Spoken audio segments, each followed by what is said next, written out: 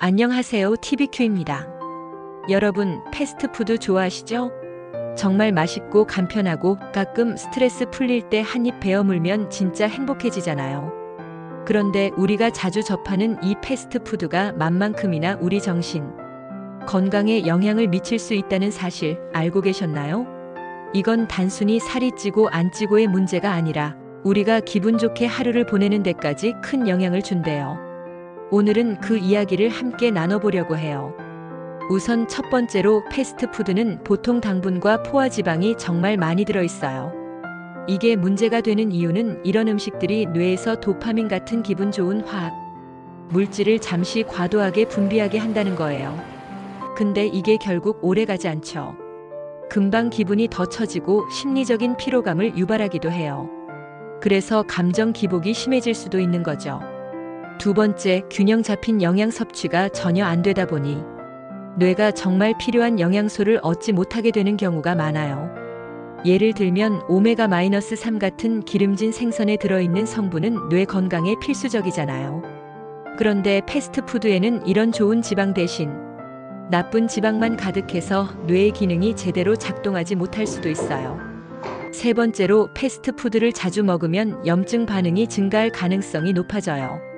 우리 몸뿐 아니라 뇌 안에서도 염증이 생길 수 있다는 건데요. 이게 또 우울증이나 불안감을 높이는 데 기여할 수 있다고 해요.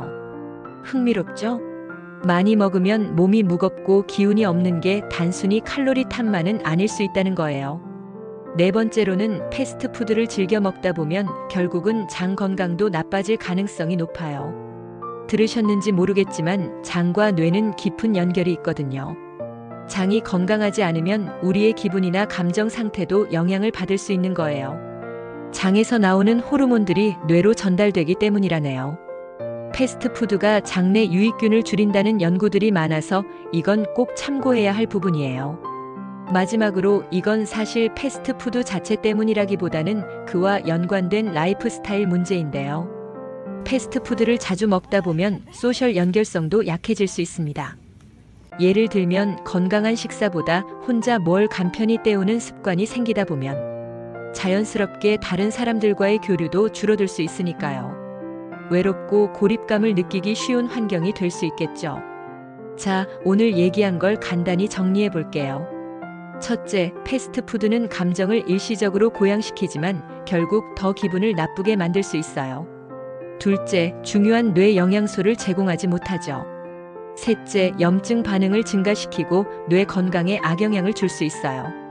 넷째, 장 건강과 뇌의 연결성을 해칠 수 있어요.